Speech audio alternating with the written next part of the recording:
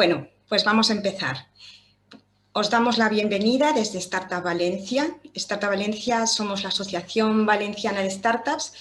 Reunimos a los emprendedores tecnológicos de la región y más agentes del ecosistema con un propósito, el de representar y trabajar en favor justamente de este ecosistema de emprendimiento e innovación, incluyendo, por supuesto, el ámbito científico y tecnológico que tiene gran importancia.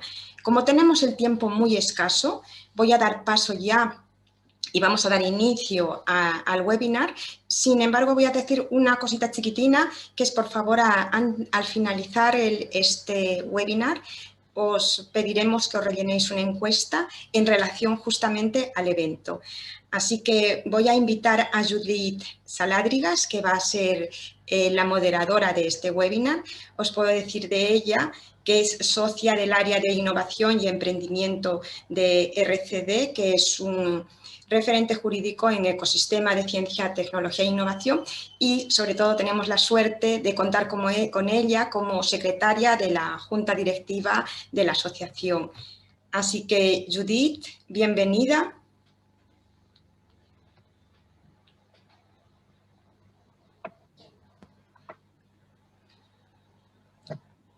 Judith.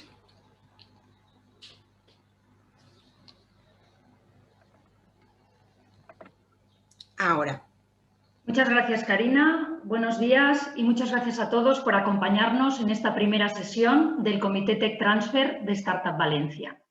El Comité Tech Transfer nace con la vocación de dinamizar la actividad de transferencia de tecnología y de colaboración público-privada, con la idea precisamente de potenciar la conexión entre el entorno público de investigación en cuanto a su oferta de talento y tecnología con la sociedad y el mercado.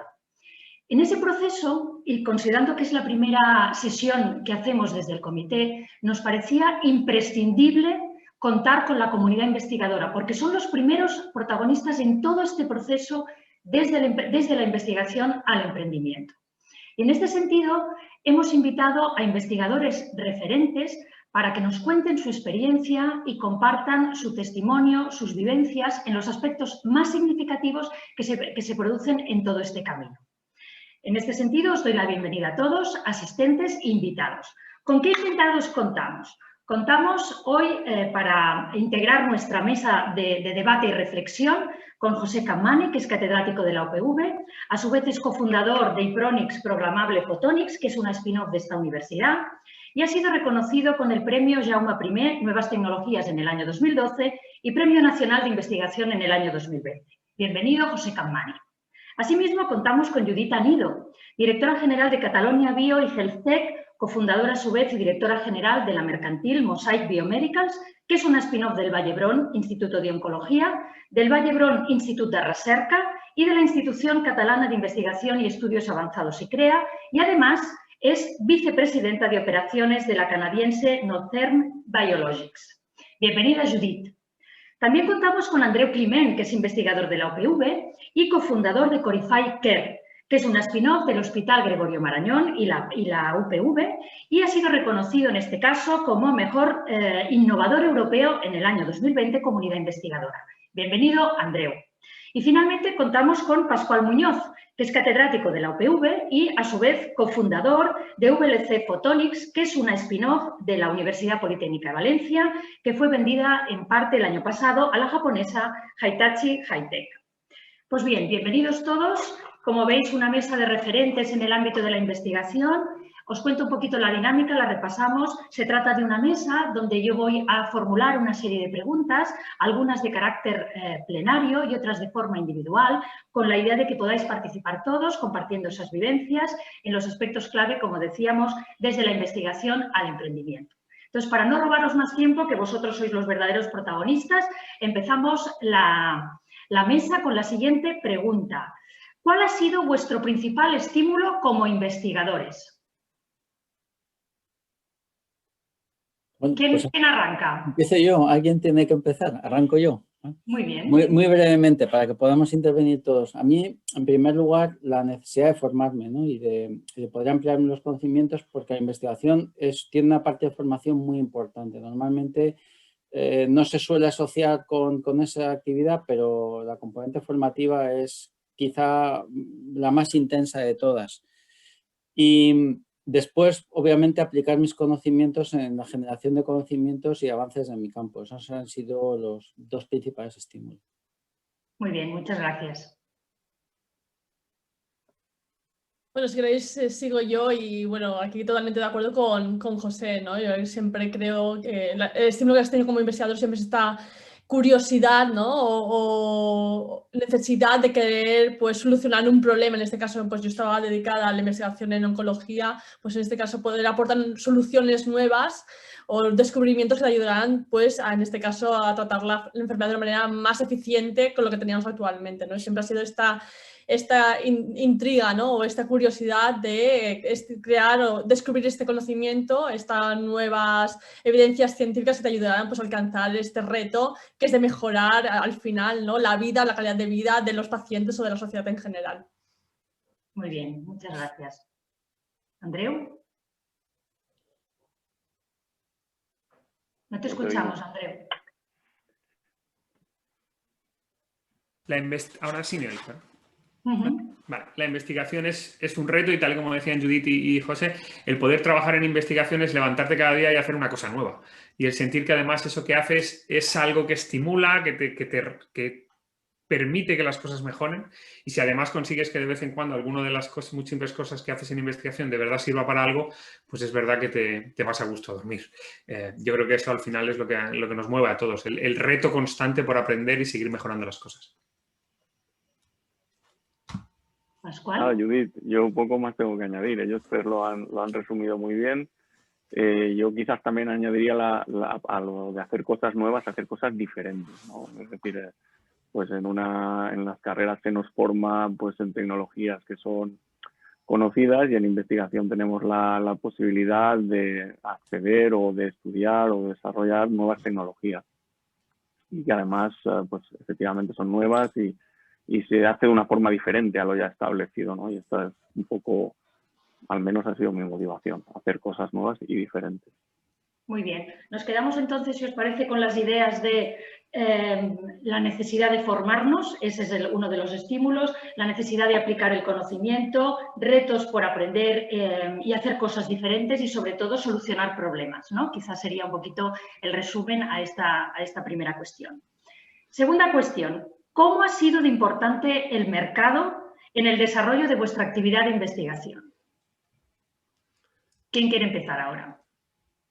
Puedo empezar yo si queréis. Y yo creo que quizás en mi época de investigadora, porque yo ya dejé esta época de investigadora atrás y me pasé al lado oscuro, entre comillas, más al lado empresarial, pero sí que es verdad que tienes la visión de este mercado quizás desde un punto de vista más cualitativo, ¿no? Porque es que es verdad que siempre estás intentando pues, buscar estas soluciones a necesidades médicas no cubiertas que sabes que existen, ¿no? Pues, por ejemplo, evidentemente, en mi caso, hablo porque es el que tenía más cerca, ¿no? Pues el tratamiento del cáncer. Evidentemente, actualmente pues todavía no hay soluciones eficientes para todos los pacientes con cáncer y al final esto es un poco lo que rige tu pensamiento y tu motivación para encontrar soluciones. Pero sí que es verdad que quizás al menos en este momento, y estoy hablando de a lo mejor de hace 10 años atrás, seguramente todo está evolucionado, tienes esta sensación de que es un mercado porque es una necesidad médica no cubierta, pero quizás no lo cuantificas en el sentido que quizás luego en un entorno empresarial esto ya se vuelve más importante, ¿no? Para darle una dimensión de potencialidad de cómo de importante puede ser tu solución.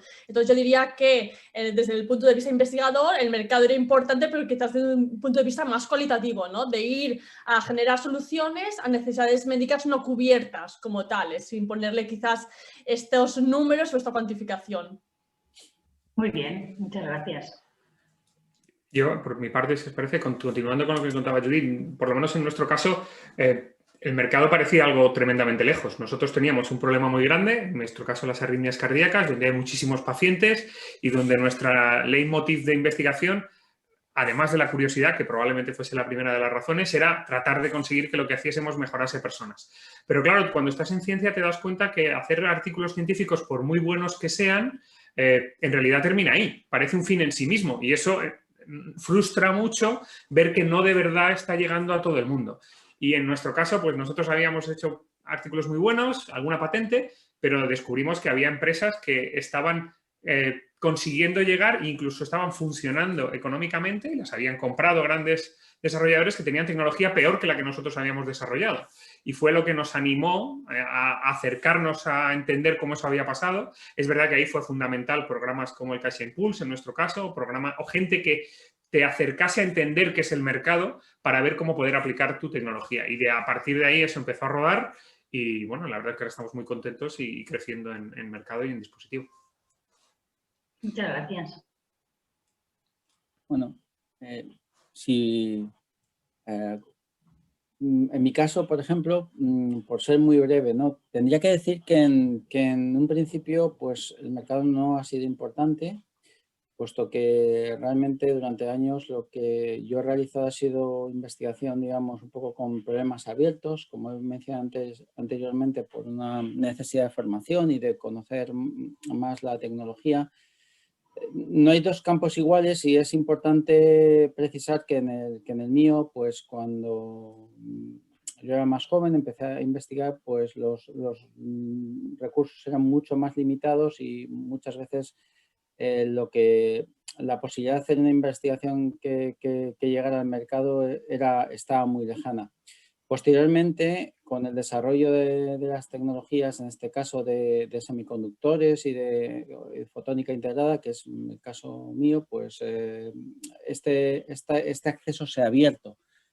También es verdad que con mayor conocimiento tienes mucho más criterio para saber si lo que tú estás, el conocimiento que estás generando tiene más o menos posibilidades de transferirse, y en el caso de que decías que ello es posible, pues hay muchos más instrumentos, las barreras son mucho menos importantes que las que existían ahora, y entonces ahora fundamentalmente sí es importante los problemas que quieras resolver y las expectativas del mercado para desarrollar la investigación. Al menos ese ha sido mi caso. Muy bien. Sí, bueno, yo comentaría que en nuestro caso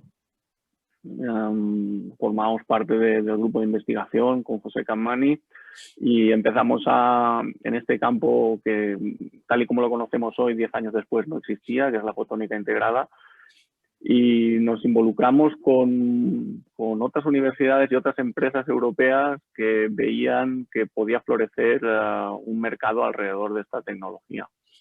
Entonces sí que es verdad que casi desde el principio hemos estado en contacto tanto con empresas como con universidades, como con centros tecnológicos que han creado y crecido este ecosistema. Por lo tanto, la respuesta a esa pregunta es sí, o sea, sí que era importante porque era una necesidad también empresarial de mucha infraestructura infrautilizada y buscarle una salida. O sea que sí, el papel de las empresas fue importante. ¿Y pensáis vosotros que si hacemos más presente el mercado, no solo desde un punto de vista cualitativo, como decía Judith, sino desde un punto de vista numérico de negocio, en una etapa más temprana, eso serviría de estímulo a este tipo de actividades de transferencia, iniciativas de emprendimiento? Yo creo que sobre todo, además de ese estímulo que seguro que será, serviría para también madurar las ideas, ¿no? Porque sí que es cierto que yo creo que los objetivos o las prioridades que tienes como investigador quizás no siempre son las mismas que tienes desde un punto de vista empresarial, ¿no? Porque yo veo la fase investigador más como una fase expansiva donde realmente quieres generar este conocimiento, explorar nuevas vías, nuevas ideas, nuevas soluciones, y al final en la fase más de desarrollo de esa tecnología, que normalmente es un entorno más empresarial, por tema de recursos necesarios, quizás es más dirigido, ¿no? Una vez has identificado esta solución, necesitas saber cuál es la manera más eficiente de llevarla a esta sociedad o a este paciente, ¿no? Entonces, en ese sentido, posicionar el mercado antes quizás te ayuda a hacer este ejercicio de decir, vale, ahora que sé más o menos cuál puede ser la solución, voy a madurar la idea y a un poco definirla para poder avanzarla de la manera más eficiente. Entonces, yo creo que esto ayudaría a madurar los procesos de manera eficiente para que vayan a la siguiente etapa en esta creación de una spin-off o llevarlo a un entorno más empresarial, quizás. ¿Pero esto crees que tendría que ser un ejercicio del propio investigador? Es decir, que en esa actividad de investigación rápidamente tuviese interés para ver cuál es el nicho de mercado ¿Y cuáles son los agentes protagonistas dentro del sector productivo? Bueno, yo creo que es bueno, ¿no?, tener esta visión quizás en un entorno académico. No necesariamente tiene que ser el investigador quien sea el responsable de hacer este ejercicio, ya que las oficinas de transferencia de tecnología pueden ayudar mucho, y también el rodearse pues de quizás perfiles más emprendedores que están ya en fases más avanzadas, que te ayuden pues a ver, a definir o a analizar este proyecto y qué potencial puede tener, ¿no? Yo creo que quizás nos hemos quitado un poco el San Benito de que el investigador tiene que ser responsable y tiene que saber hacerlo todo, ¿no? Al final creo que es bueno también a veces rodearse de gente que puede complementar aquellas áreas de conocimiento que tú como investigador quizás no tienes, y esto no es nada malo, simplemente creo que te enriquece para quizás poder ayudar a madurar este tipo de proyectos.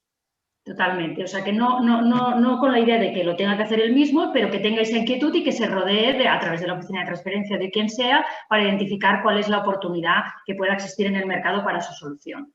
Fantástico. ¿Alguien quiere añadir algo más o seguimos? ¿Seguimos? Muy bien. Ahora va una pregunta para José Cammani. A ver, José, ¿qué actividades crees que hay que desarrollar para tener una carrera investigadora completa, ¿no?, considerando que tú eres Premio Nacional de Investigación? ¿Y recomendarías también que los investigadores se mezclasen con grupos quizá con mayor actividad, referentes en actividad de transferencia?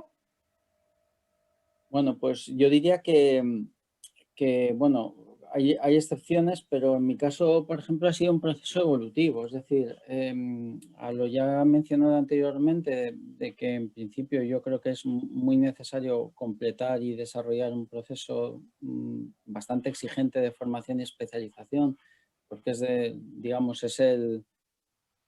los cimientos sobre los cuales vas a generar conocimiento. Hay que empezar a desplegar otras actividades, como pueden ser más desarrolladas con networking, como establecer tus redes de contactos, que no siempre van a ser académicas o investigadoras. Hay a veces que son pues, con otros actores de la cadena de valor en la que tú vas a trabajar.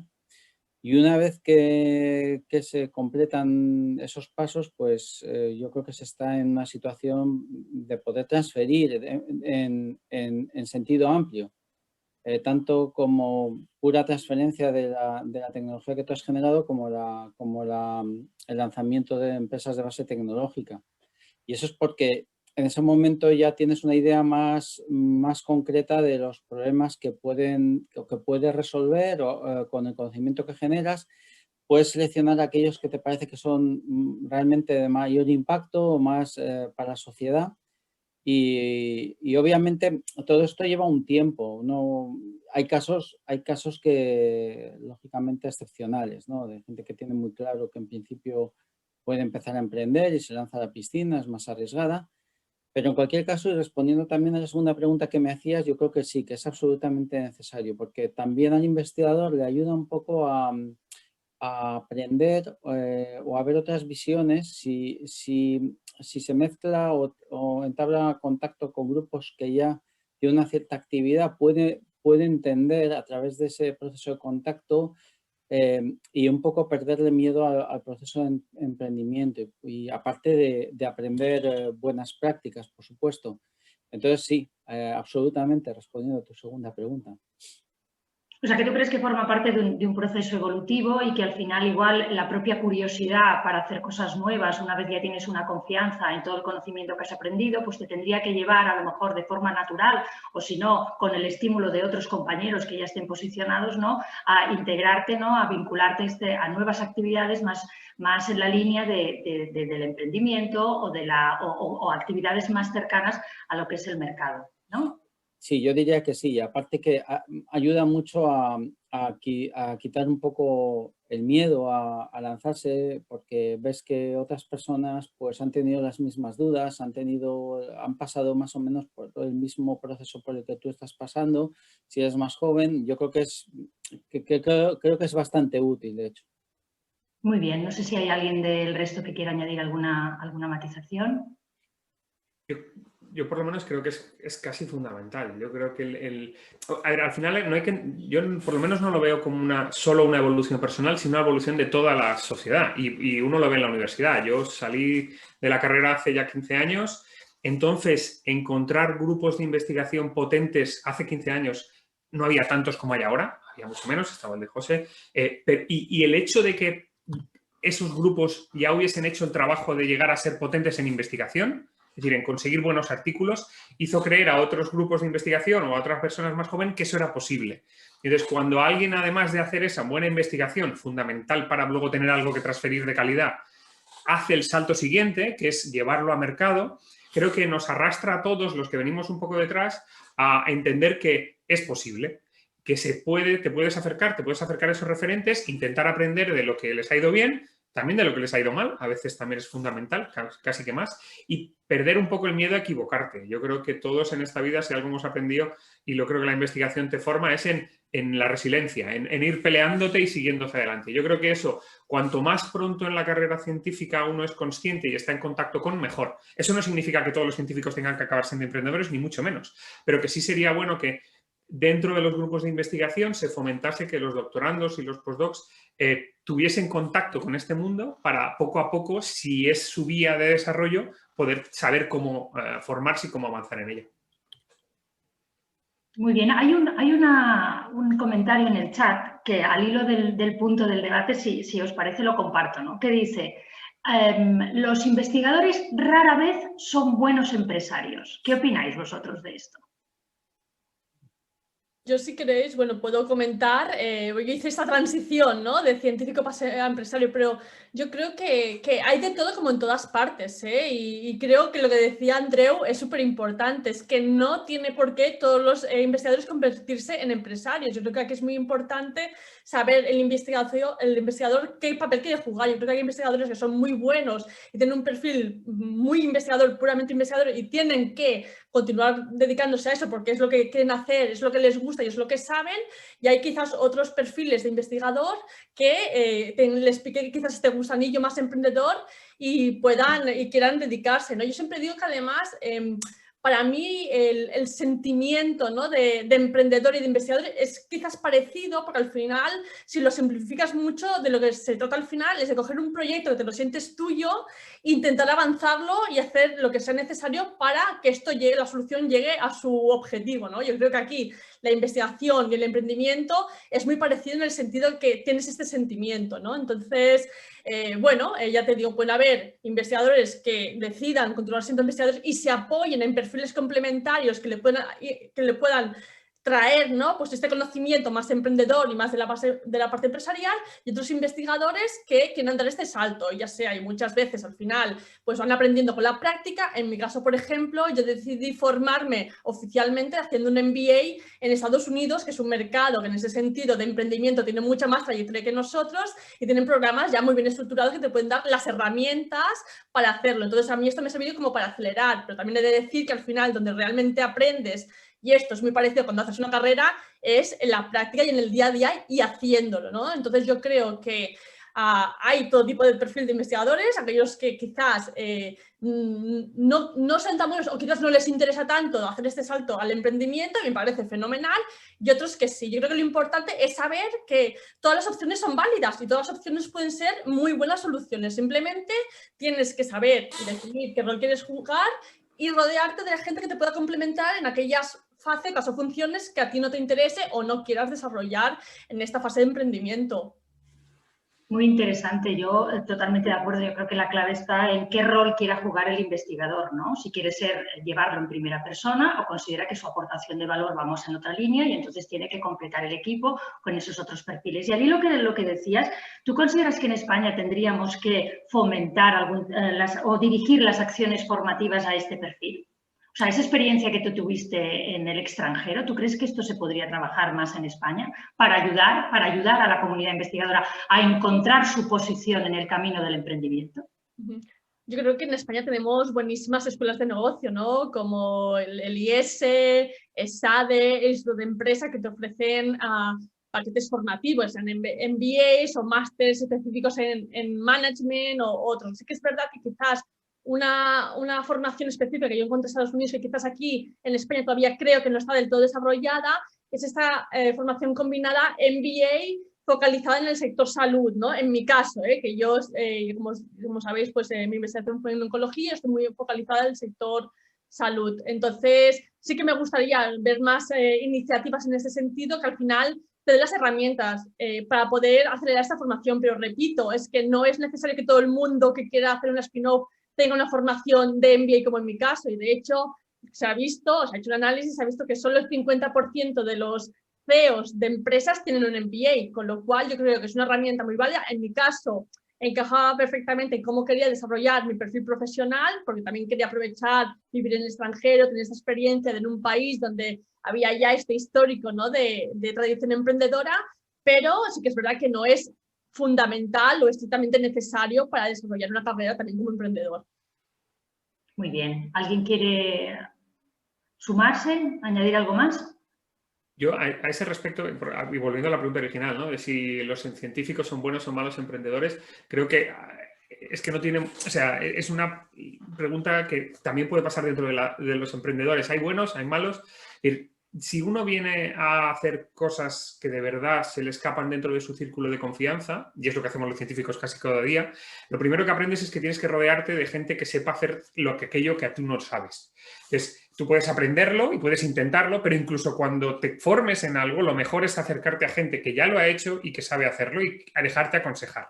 Entonces, en tanto en cuanto un científico crea que tiene las respuestas a todo, y eso a muchos científicos a veces nos pasa, probablemente seremos malos emprendedores, pero también malos científicos. Entonces, si somos capaces de ser lo suficientemente humildes como para aprender de la gente que tenemos alrededor, creo que un científico está, como decía Judith, perfectamente preparado para entender las dificultades que va a tener emprender, las muchas frustraciones que vas a tener por el camino y probablemente aprovecharlas. O sea, que yo creo que personalmente soy un promotor de que los científicos salgamos de la academia y nos distribuyamos por toda la sociedad. Eso nos haría que la sociedad fuese mejor. Entonces, estoy convencido de que podemos ser grandes empresarios, pero también grandes cualquier cosa que nos planteemos desde el punto de la ciencia. Muy bien. Muchas gracias. A ver, ahora una pregunta para todos, que más o menos hemos tocado el tema, pero de forma individual cada uno de vosotros. ¿Por qué decidisteis emprender? Bueno, pues si puedo contestar yo el primero, Claro.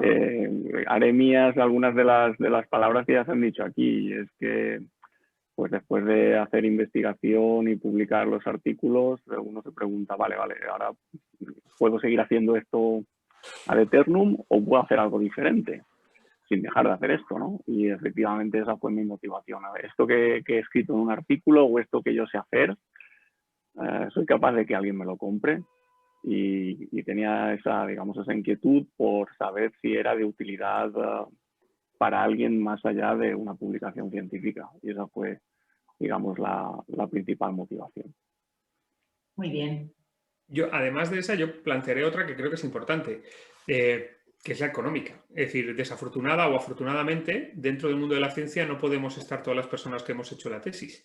Y en mi caso en concreto no voy a negar que el hecho de que la perspectiva empresarial, además de ser estimulante, además de conseguir todo eso, me permitiese crecer de forma personal con una carrera profesional, económicamente hasta puede ser más interesante que la académica y mucho más estimulante, también aporta. Y yo creo que debemos ser conscientes dentro de los grupos de investigación es lógico que haya ciertas personas que sean académicos de carrera, pero a los doctorandos a los que formamos tenemos que pensar en su futuro. Y una de las vías es pensar en que ellos puedan ser emprendedores de lo que han desarrollado o que ellos puedan trabajar en startups. Nosotros en Corify somos 8 personas, de las cuales 3 somos doctores. Gente que no necesariamente había hecho la tesis en este tema, pero que luego dentro de una startup, una persona con una formación científica te vale para todo. O sea, es una figura que es muy apreciada. Y yo creo que eso es importante que lo tengamos en cuenta, el hecho de que también desde un punto de vista laboral es una oportunidad muy buena. Muy bien, muy interesante. Bueno, yo diría que en mi caso hay un deseo de completar el círculo y devolver a la sociedad en parte o parte de lo que ha invertido en mí, ¿no? Y esto tiene una lectura, eso es en primer lugar, muy clara. Es decir, en mi caso una motivación muy fuerte es generar empleo cualificado y tratar de combatir un mal que yo creo que tenemos en España, que es el subempleo. A mí, digamos, la parte más académica se revela un poco contra el hecho de que estamos formando a a profesionales muy, muy cualificados que en muchos casos terminan con empleos para los cuales tienen sobrecualificación.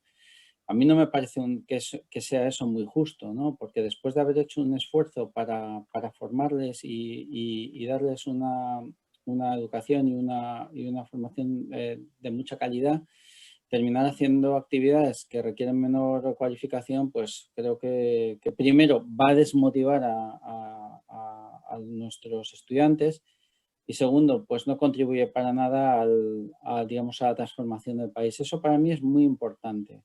Luego, obviamente, están las otras condicionantes que han apuntado muy bien tanto Andreu como Pascual, es decir, dar salida a las personas que en principio pues has formado a nivel ya más superior, a nivel doctoral y también, y por qué no, decir, bueno, pues la satisfacción de decir, bueno, lo que yo genero como conocimiento puede al mismo tiempo generar actividad económica.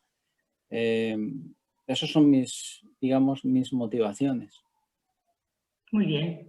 Judith, no sé si quieres añadir algo. Pero creo que es también reincidir en muchos de los aspectos que se han dicho aquí, ¿no? En mi caso en particular, yo, pues la verdad que me encanta la ciencia y disfrutaba mucho de la ciencia y de mi investigación. Además, nosotros hacíamos una investigación muy aplicada.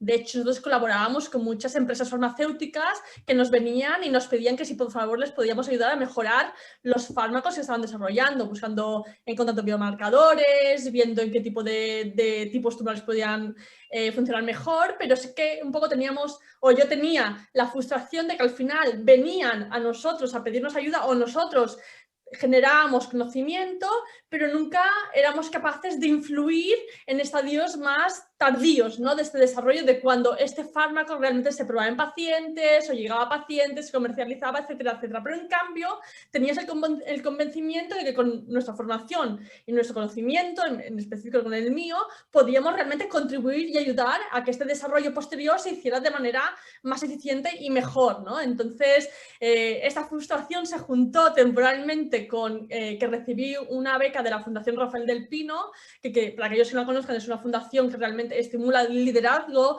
y da muchas becas y ayudas a personas que quieren hacer formación en management, y esto me abrió las puertas a conocer, y esto hace referencia a un tema que también se ha tocado, a gente que emprendía no en ciencia, pero en otros ámbitos, ¿no? Y el conocer a estas personas que tenían estos proyectos emprendedores que les permitía quizá desarrollar ideas que tenían y llevarlas hasta el final del proceso, pues a mí me abrió un poco de los ojos de decir, ostras, es que hay más opciones más allá de la carrera científica profesional, y además esta gente o lo que está haciendo esta gente puede ser la solución para que yo pueda coger el descubrimiento o la ciencia que he desarrollado y llevarla un paso más allá, ¿no? Entonces, pues, es un poco como lo que me abrió los ojos. Estoy hablando del año 2008, donde realmente en ese momento todavía no había como mucho perfil emprendedor en el sector salud, en el sector ciencia, y esto me hizo darme cuenta de que esto era una opción, ¿no? Y Andreu lo comentaba, es que hay opciones más allá de la carrera científica para aquellos que las quieren explorar,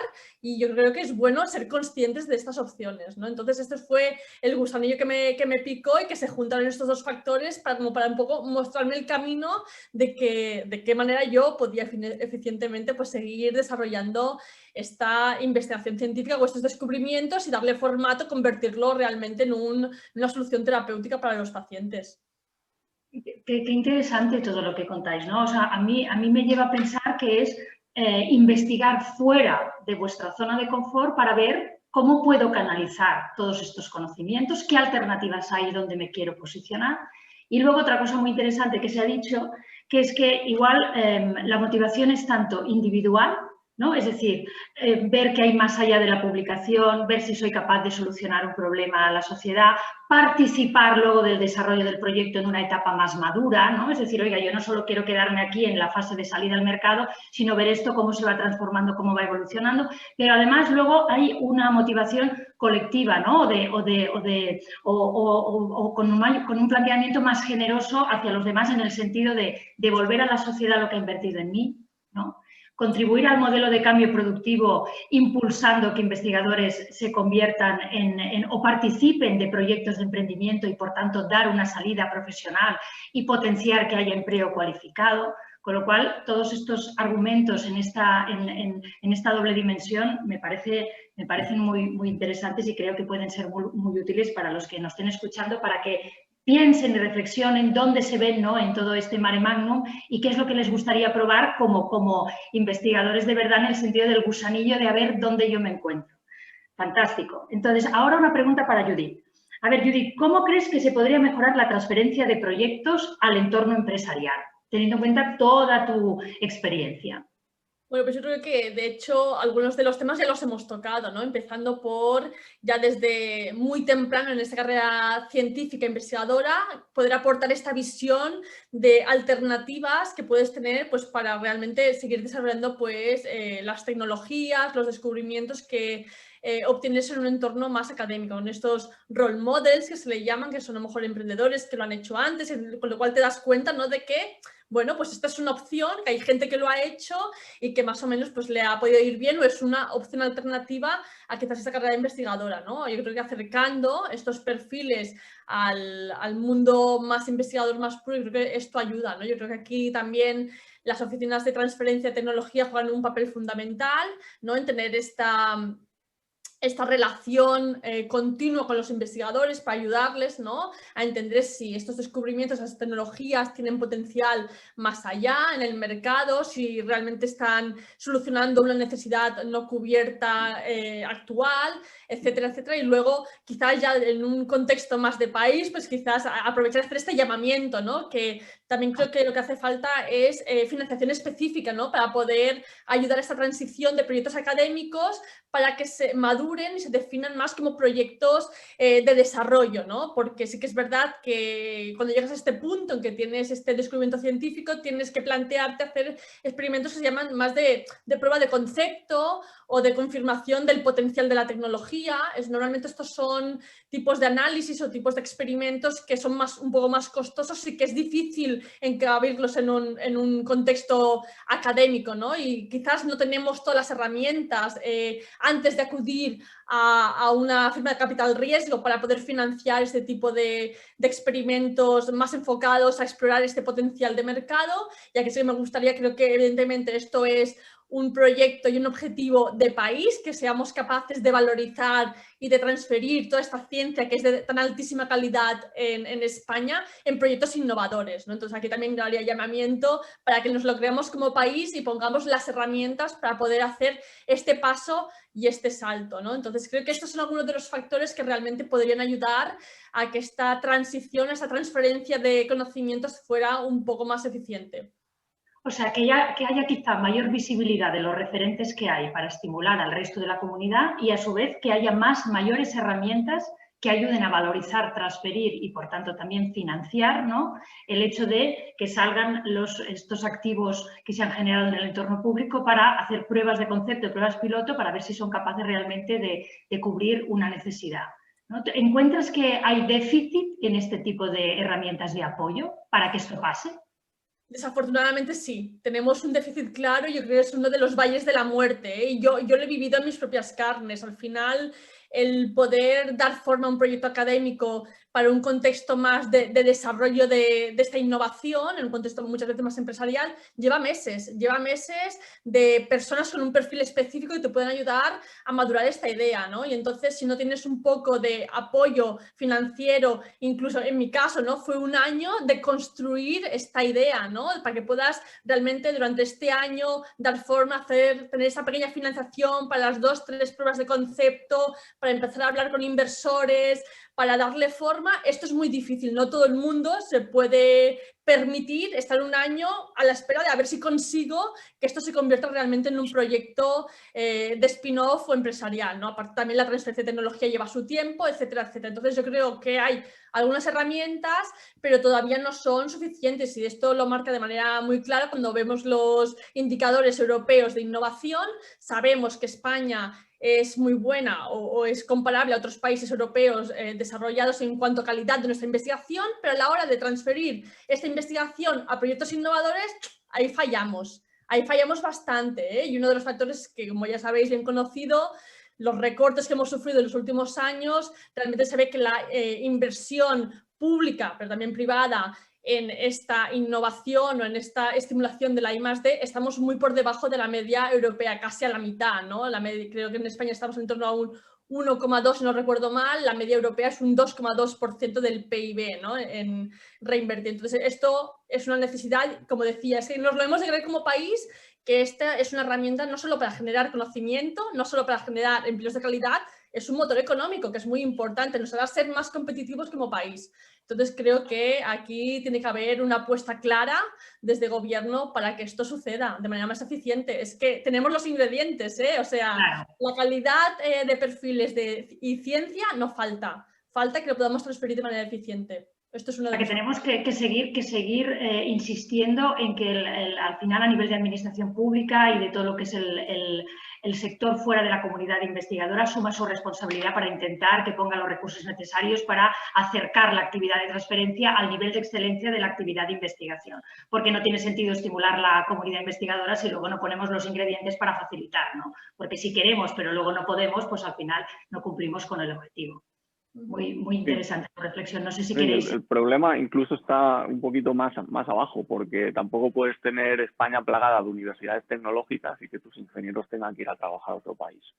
O sea, si inviertes en educación pública y formas a la gente de manera muy especializada, también deberías ocuparte de que hubiera economía alrededor de estas universidades. Pero no, pues aquí nos hemos ocupado de otras cosas y no de esto. Y lo que dice Judith, pues es como el siguiente escalón, ¿no? Que además quieres que la gente que estamos en la universidad, pues transpiramos la tecnología. También debes hacer algo al respecto, porque al final estás invirtiendo dinero público en tus universidades, pero no te estás ocupando de que haya un retorno.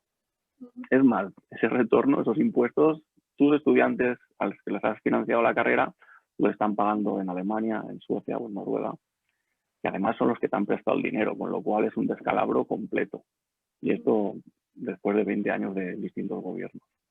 Yo también diría que respecto a este engranaje en la cadena de transmisión o de facilitar la transferencia de conocimiento, hay organismos públicos, y voy a decir públicos porque es así, en cuyo, digamos, carta de valores está el fomentar la transferencia y de conocimiento, que está todo muy bien, pero la práctica, en realidad, prácticamente supone un dolor de muelas para quien quiere emprender desde la universidad, porque al final son todo tipo de trabas para que dificultan ese proceso, ¿no? A veces está muy engrasado lo que es la ayuda hacia las empresas un poco más consolidadas, más tradicionales, y para las EBTs es lo que digo, un dolor de muelas, ¿no? Entonces, ellos lo saben porque hemos proporcionado feedback muchas veces, pero no lo arreglan, siguen en la zona de confort. Entonces, eso es algo que yo creo que, pese a que mis palabras puedan parecer un poco duras, es que hay a veces que no hay más manera que de generar esa concienciación. Es decir, que realmente está muy bien apoyar los sectores tradicionales y se debe de seguir haciendo, pero estos organismos tienen que desarrollar programas específicos para EBTs que tengan en cuenta sus peculiaridades, tanto organizativas como financieras. Y eso significa a veces que uno no puede estar esperando 9 meses a que un adelanto que se le dice que se le va a poner no se le ponga porque le falta un papel que al final es un trámite, ¿no? Y yo lo digo porque es importante eso, dejarlo claro. A ese respecto, y continuando con lo que decían los tres, lo solemos echarle la culpa a los políticos, y no digo que no tengan mucha, pero creo que también tenemos que bajarlo a las decisiones que se toman en cada una de las instituciones. Yo creo que las instituciones públicas aborrecen el riesgo a toda costa y bajo todo concepto, por muchas razones, probablemente legales. Pero claro, ahora mismo, por ejemplo, en la Politécnica de Valencia estamos en un proceso electoral. Se está eligiendo un nuevo equipo rectoral. por primera vez que yo haya conocido, ya llevo unos cuantos años en la universidad, los candidatos a rector, y creo que ha pasado con los 3, aunque ahora quedan 2, públicamente dicen que se van a arriesgar. Eso es totalmente nuevo y yo creo que tenemos que valorarlo abiertamente. Y es imposible que una universidad apueste por la transferencia si no tiene capacidad para equivocarse, si no tiene capacidad para montar empresas que fracasen, si no tiene capacidad para, de su presupuesto, apostar e invertir en esas empresas. Es decir, yo creo que es fundamental modificar los incentivos en nuestro sistema de financiación de la ciencia. No solo aumentar la financiación, pero sobre todo modificar los incentivos. Ahora mismo una universidad que gana, o qué gana la sociedad por estar invirtiendo en ciencia. Conocimiento está muy bien, soy el primero que me encanta aumentarlo, pero tenemos que ser capaces de poner números ahí. Y eso, hay muchas vías. Una fácil es, en la Comunidad Valenciana, por ejemplo, el plan de presupuesto de plurianual universitario se va a modificar en los próximos meses, esperemos que no años, meses. Si seguimos financiando a las universidades solo en función del número de alumnos que tengan, al final es una competencia entre universidades para llevárnoslos a todos. Lo ponemos más fácil, ponemos más numeritos, ponemos más... Venid todos aquí. Pero si financiamos a las universidades en función de cuándo retorno social nos den, ¿dónde están sus egresados? ¿Están trabajando en Alemania o están trabajando aquí? ¿Dónde están sus doctorandos? ¿Están generando empresas o no las están generando? Igual es más difícil de medir, pero si somos capaces de dotarnos de incentivos de financiación pública que fomenten que dentro de la universidad podamos arriesgarnos y conseguir ver esto como un incentivo económico, ganaremos muchísimo. ¿Cómo se financian las principales universidades del mundo? Se financian, entre otras cosas, gracias a la transferencia. Y porque se financian así, transfieren más. Es decir, al final es un círculo que si somos capaces de engrasarlo, como comentaba Judith, puede ser un círculo virtuoso y vivimos en una región con un conocimiento perfecto. Solo tenemos que creérnoslo y arriesgarnos un poquito. Y eso atraerá al capital privado. O sea, tú no puedes pedirle a un fondo de inversión privada, a nosotros, a nuestros ahorros, inviértamelo usted en esto. Yo no me atrevo a invertir, pero invierta usted. Hombre, no. O sea, coinvirtamos, apostemos conjuntamente y verás cómo el capital privado también se acerca. Yo creo que estamos más cerca, ¿eh? Yo creo que si uno mira por lo menos cuando yo empecé en esto, hace 5 años, aquello no había nada y ahora ves que sí que hay interés, que sí que hay gente que sabe cómo hacerlo. Entonces yo estoy convencido de que esto es cuestión de tiempo. Otra cosa es que no somos los únicos que corren, ¿eh? El resto de países también corren en esto. Y no hay como tener una empresa que vaya un poquito, que levante un poquito bien, como para que empiecen a llamarte de un montón de países de tráetelo, tráetelo. Y claro, eso es competencia que vamos a tener ahí. Es decir, creo que podemos y tenemos que creérnoslo para conseguirlo. Muy bien. No sé si Judith querías añadir algo, ¿no? Totalmente de acuerdo con todo lo que se está diciendo. Creo que se están tocando los puntos clave. Claro, totalmente. Sí, sí. Estoy contentísima. Yo creo que de lo que habéis dicho me quedo con... a raíz de lo que decía José Camani y apuntaba Andreu, tiene que haber una voluntad. No se puede quedar solamente en un eslogan. Tiene que haber una voluntad de que las cosas pasen.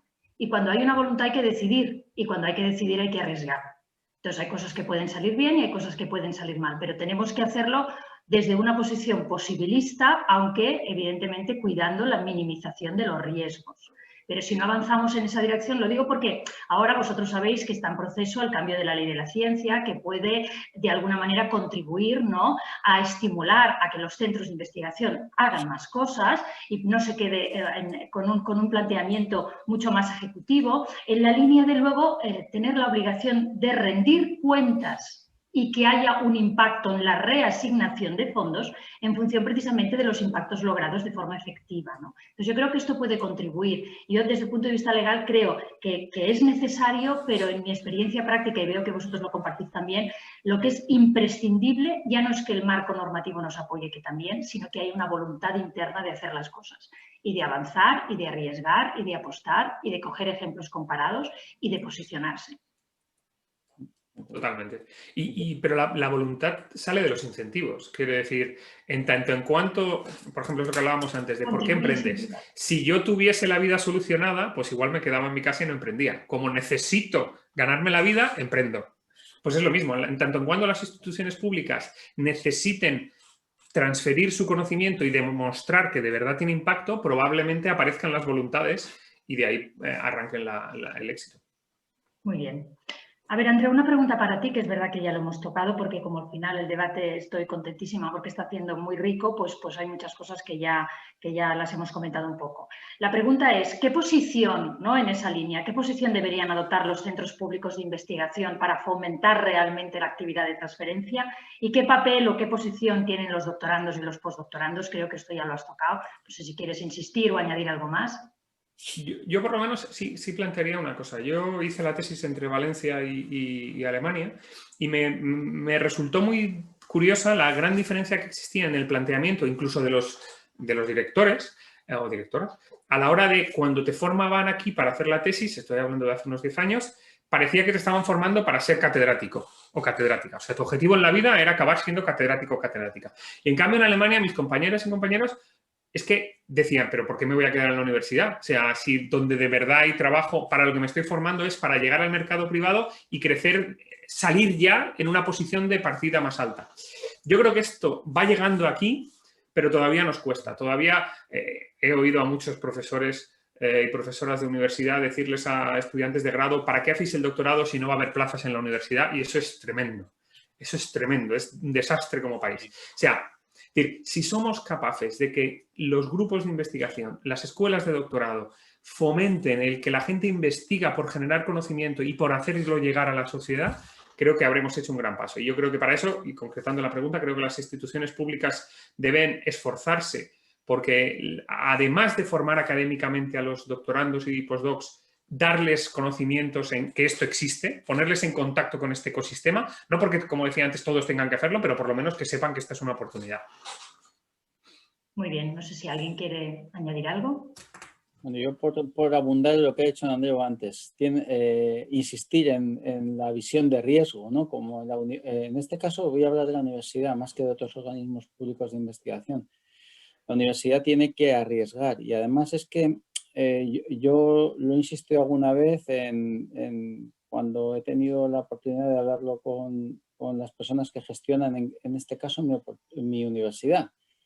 El mejor plan estratégico que tiene una universidad pública hoy en día es poderse diferenciar de las demás en aquello en lo que se puede diferenciar. Estamos muy constreñidos por leyes de carácter público, pero siempre hay un margen de maniobra. Entonces, yo muchas veces indico que las estrategias que son comunes, pues se pueden publicitar en un plan estratégico, no hay ningún problema, pero que cada universidad después tiene que buscar un poco su camino, porque al final tenemos que atraer talento, tenemos que atraer estudiantes, tenemos que atraer recursos y el poder no hay mejor manera de diferenciarse que el tener una estrategia propia.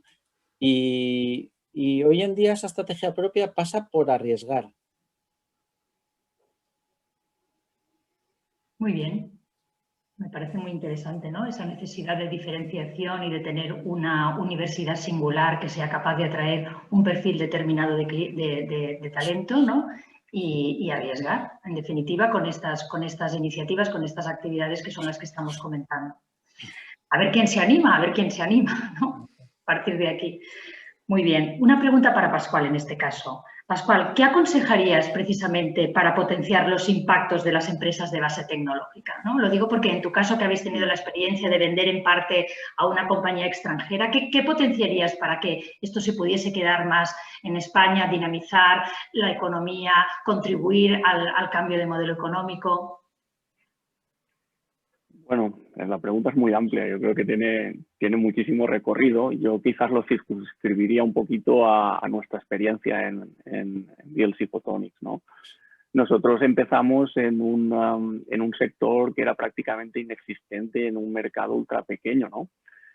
Y cuando empezamos como empresa, pues teníamos evidentemente esa necesidad de facturar, ingresar, ganar dinero, crecer. Y muchas veces eso va en contra de cuál es la situación de tu mercado, que es un mercado muy pequeño, ¿no? Y es un pastel tan pequeño que si te pones a competir desde el momento cero, pues probablemente tocas a migajas, ¿no? Entonces, en nuestro sector de la fotónica integrada, lo que hicimos hace 10 años y lo que se continúa haciendo hoy en día, que sigue creciendo, es trabajar de la mano muchas veces con nuestros competidores. Involucrarnos con ellos en proyectos, hacer acuerdos para codesarrollos y hacerlo de una manera muy ágil y muchas veces basado en la confianza. Insisto, esto va probablemente en contra de lo que otras empresas con mercados más establecidos pues pueden hacer, porque evidentemente si la empresa A vende más tornillos que la empresa B, pues va a ganar más dinero en el mismo mercado, pero no estamos hablando de esto. Entonces, en empresas que empiezan en un mercado nicho que tiene que crecer, mi consejo, y es algo que nos funcionó en WLF Photonics y nos sigue funcionando, es tienes que estar en muy buenas relaciones con todo el ecosistema, con toda tu cadena de suministro y con todos ellos, todos tus competidores. Yo creo que eso es lo que la primera de las cosas. Y la segunda de las cosas, y está relacionado más quizás con spin-off y gente que venimos de la universidad, es el valor del marketing. Creo que es algo en lo que los tecnólogos no pensamos. Los tecnólogos pensamos en nuestras cosas técnicas, en nuestro caso nuestros chips, si van bien, si van mal, si esto funciona así, fíjate que bien. Pero realmente la parte del envoltorio y saber comunicarlo, sobre todo cuando es una tecnología nueva que tienes que explicar en una feria a gente que conoce lo que es el campo, pero no exactamente esa tecnología, pues es sumamente importante. Invertir en marketing y en los eventos internacionales de referencia, aunque eso te cueste estar mirando la cuenta corriente al principio de la creación de una empresa. Yo creo que es muy importante saber llegar y saber evangelizar y atraer nuevos adeptos a tu tecnología. Entonces yo me quedaría con esas dos vertientes. O sea, que dirías que para ayudar a la compañía a crecer y, por tanto, que tenga impactos, tu recomendación en este caso, a ver, Judith, que nos puede añadir ahí, sería colaborar con los agentes del ecosistema, aunque sean competidores, ¿no? Y luego hacer un esfuerzo de posicionamiento a nivel de marketing para que se conozcan las ventajas. Sí, para que tu marca se conozca, sí. Nosotros empezamos en un momento en que este mercado era inexistente y posicionamos una marca probablemente con 3 años de antelación al mercado. No sé si, Judith, quieres añadir algo más, tú que tienes tantísima experiencia en lo que es el desarrollo. Bueno, me parece súper interesante y concurro con todo lo que ha dicho Pascual, ¿no? Quizás en nuestro caso es un poco diferente, porque ya sabéis que también el desarrollo de los productos de salud tienen un proceso regulatorio muy, muy largo, a veces te lleva hasta 10 años, ¿no? En poder desarrollar un nuevo tratamiento antes de poderlo llevar al mercado, ¿no? Entonces, aquí sí que quizás los mecanismos son un poco diferentes, ¿no? Pero en nuestro caso, para nosotros lo que fue esencial, y es un poco relacionado con lo que decía Pascual, es al final tener los mejores partners y los mejores profesionales alrededor, ¿no? Para que te ayuden a poder desarrollar los diferentes facetas o las diferentes etapas que conllevan a que esta innovación vaya hacia adelante, ¿no? En nuestro caso, pues también esto se tradujo, ¿no? en profesionales especializados en diferentes facetas del desarrollo de una terapia, como pueden ser reguladores, producción, bueno, todo tipo de aspectos, y luego también encontrar los partners, en este caso los inversores o las empresas farmacéuticas, que sean las mejores y te pueden dar aquellos recursos para asegurar que este desarrollo en las etapas más maduras es de lo más eficiente, ¿no? En nuestro caso también fue muy importante rodearnos de inversores internacionales que tenían una experiencia clara en hacer esto antes, ¿no? Pero aparte de aportarnos la capacidad financiera, nos podían aportar conocimiento y contactos para poder hacerlo de la manera más eficiente, ¿no? Y luego también pues empresas farmacéuticas, que en este caso pues, con las que desarrollamos diferentes colaboraciones, que también te aportaban esta visión de empresas que ya lo han hecho muchas veces, ¿no? Entonces aquí siempre puedes aprender. Entonces siempre esta excelencia, visión internacional y objetivo de tener a los mejores en tu equipo y a tu alrededor, creo que esto fue fundamental para poder desarrollar pues, nuestros fármacos de la manera más eficiente. Muy bien, o sea que dirías igual hacer un ejercicio de qué capacidades tengo y qué capacidades me faltan para completar y con esas otras capacidades contribuir al crecimiento del proyecto, bien sean cualitativas a través de colaboradores, bien sean a nivel de financiación y con un enfoque de ambición desde un punto de vista positivo, ¿no? En el sentido de una dimensión internacional, un posicionamiento más global, ¿no? O sea, al final es un poco pensar en grande, ¿no? Decir, oye, a ver, ¿qué tengo? ¿Qué me falta? Y hasta dónde voy a ser capaz de llevarlo. Lo has explicado fantásticamente, mucho mejor que yo, Judith. Se trata exactamente de esto, ¿no? De tener esta ambición de pensar en grande. Yo siempre lo digo, al final animo a la gente, tienen que pensar en grande y lanzarse, ¿no? Y con esta ambición y con esta visión de excelencia, ¿no? De siempre estar rodeado de los mejores. Y bueno, yo siempre lo digo, el día que consigas que todos aquellos sentados a tu alrededor son más inteligentes que tú, ahí es que lo has hecho muy bien en ese sentido, ¿eh? No tienes que tener miedo de rodearte de gente que te puede aportar y quitarte un poco esa creencia que al final tienes que saber tú hacerlo todo, ¿no? No, no es necesario. Es tan importante saber lo que sabes como saber lo que no sabes y rodearte de esta gente que te pueda aportar esto que tú no sabes, ¿no? Y construir este equipo es fundamental. Muy bien, estupendo. Pues fantástico. A ver, las dos últimas preguntas y luego hay un montón de observaciones en el chat, no sé si nos dará tiempo a revisarlas todas. Quería terminar la mesa con un detalle de qué es lo más complejo y, por otro lado, lo más gratificante de vuestra experiencia como emprendedor. Bueno, pues empiezo yo. En mi caso, lo más complejo es tener que combinar dos mundos, ¿no? O dos esferas que son un poco diferentes, que es la de investigador. En este caso, la de investigador en mi campo con un grupo que es bastante numeroso y que tiene, bueno, sus peculiaridades en tanto y en cuanto pues la investigación del nivel A ha de mantenerse, hay que buscar mantener líneas, hay que buscar financiación, etcétera, exclusivamente para investigación académica. Y luego la faceta de emprendedor, ¿no? O sea, y esta última es casi 24/7, o sea, porque no se puede decir, no, y ahora desconecto y ahora me voy a casa y me tomo una cerveza, ¿no? Me voy por ahí y tal. Muchas veces que hay que resolver muchísimos problemas y van surgiendo de manera continua y aleatoria, ¿no? Y fuegos que apagar, etcétera. Entonces eso para mí es lo más difícil porque son facetas que en un determinado nivel son un poco diferentes, ¿no? Y hay algunas cosas para las cuales estás entrenado y para la faceta, digamos, más de tipo emprendedor, pues tienes menos entrenamiento, ¿no? Lo más gratificante para mí es generar empleo, ¿no? Y también constatar un poco que tus conocimientos, que tu actividad, tu esfuerzo en formarte y en generar esos conocimientos, pues dan lugar a productos y procesos que puedan ser, que son útiles para la sociedad, ¿no? Que la gente, como decía Pascual, al final compra, ¿no? Porque es una acción comercial, bueno, pues es un poco la culminación, ¿no? Aparte de la faceta del empleo, pues también que estás haciendo algo útil, ¿no? Eso para mí es la respuesta. ¿Quién continúa? Yo sí continúo completando un poco lo que decía José. A ver, para nosotros, o para mí en concreto, lo más difícil, y creo que estoy totalmente de acuerdo con lo que decía Judith, es rodearte de la gente más apropiada. Yo creo que lo más difícil en esto es estar seguro y tener la capacidad para que la gente que esté alrededor esté en fase y todo funcione bien. Eso requiere, porque son equipos grandes, son equipos donde hay distintos intereses, gente académica, gente menos académica. Entonces, conseguir que todo eso fluya y que además la gente esté bien estimulada es complejo. Luego pagar las nóminas todos los meses también asusta a veces, pero gratifica.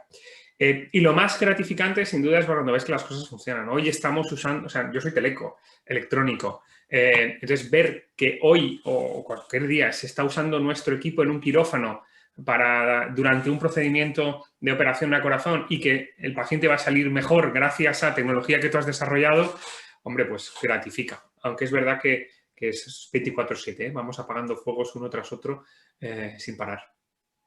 Muy bien.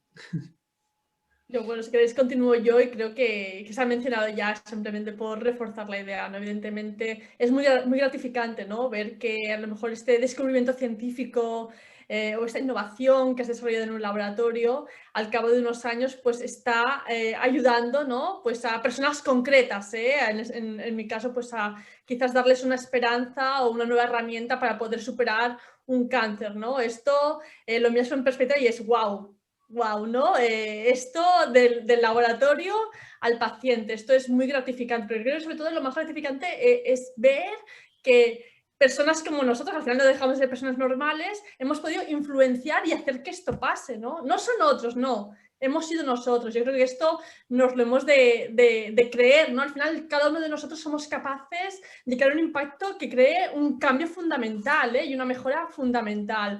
Y yo creo que esta capacidad de influir en un proyecto y saber que has sido una pieza fundamental e importante, ostras, es muy gratificante, ¿no? No eres quizás uno de una empresa que tiene 20.000 personas, que también está muy bien, y es fenomenal, pero tener la sensación de que yo con mis decisiones o con mis acciones he podido influir de manera positiva a que esto pase. Esto yo creo que es muy grande y que realmente te da pues mucha sensación de gratitud, ¿no?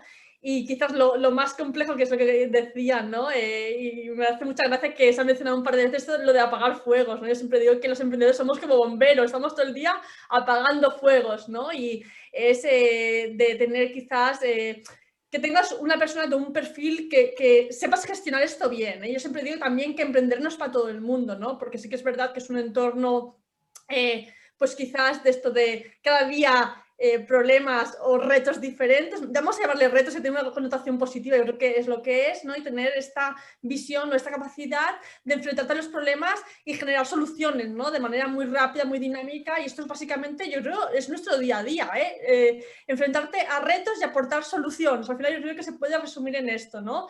Y realmente sí que es verdad que, bueno, al final es tu proyecto y esto tiene toda la parte positiva, pero al final es un proyecto que depende de ti, con lo cual, pues sí que es verdad que es difícil a veces desconectar y te implicas mucho y te absorbe, pues lo decías, 24/7, ¿no? Entonces también creo que es importante hablar de ello, es una cosa que es una característica de este tipo de vocación y que quizás, pues bueno, no intentar ponerlo bonito ni creer que todo el mundo tiene que hacer esto, ¿no? No, hay gente, tiene que ser gente a la que le gusta pues actividad, ¿no? O estar siempre pues enfrentando este reto y intentando sacar lo mejor de ti para llevarlo adelante. Muy bien. Pascual, no sé si quieres añadir algo. Nada, sí, yo no me centraría en lo complejo, que creo que se ha dicho bastante. Sí que me centraría en la parte gratificante. Evidentemente yo creo que esto es obvio para muchos, pero quizás no para la gente de la academia. Empiezas una empresa porque hay un interés económico en hacer dinero con ella.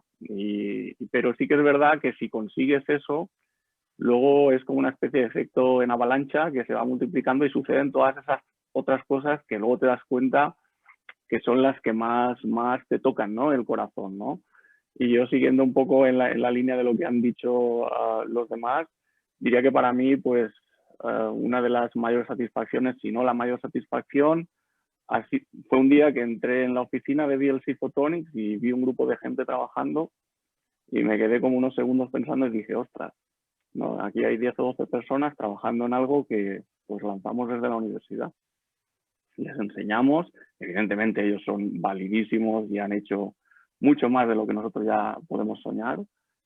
Y para mí ese es el esto más gratificante, más allá de, evidentemente, el interés económico que tiene que estar ahí y es lícito. Y hay que hacerlo porque si consigues ese, está todo lo demás.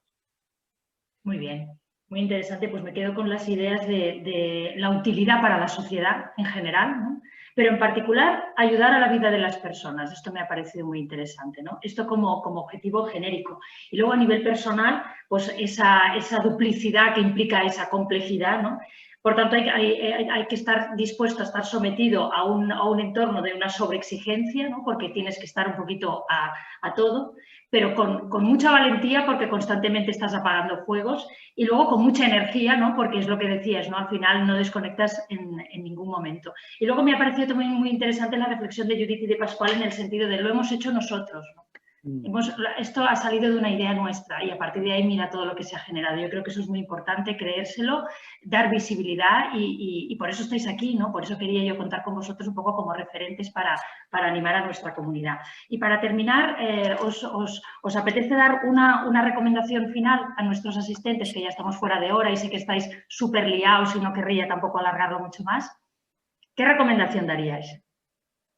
Simplemente una cosa que tú ya has dicho, Judith, que yo siempre digo y que es animar a todo el mundo, ¿no? A pensar en grande, a lanzarse, porque es que tenemos el talento, tenemos ciencia excelente, pues ¿por qué no, no? Pues creernos que nosotros podemos crear un impacto en la sociedad y hay que lanzarse a por ello. Así que animo a todo el mundo a aventurarse, que es realmente una experiencia muy enriquecedora.